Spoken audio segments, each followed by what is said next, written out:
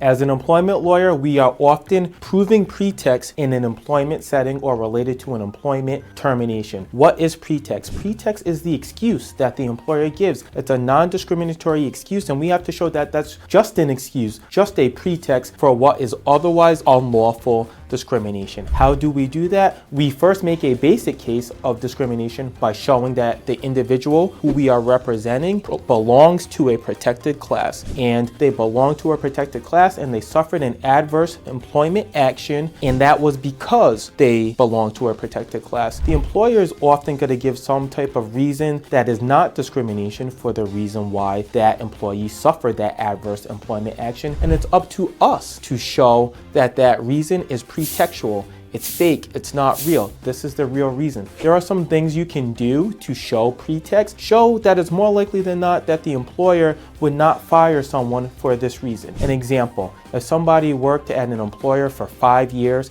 and they were an exemplary employee, and then they go on medical leave, and a month after that medical leave, they are included in an involuntary layoff or they're otherwise terminated, well, what's more likely to happen? Is it more likely that they were retaliated against for lawfully engaging in medical leave and rights that they may have had under the ADA or similar statutes? Or is it that they were terminated for whatever reason that the employer provided, whether it was lateness, poor performance, or anything else?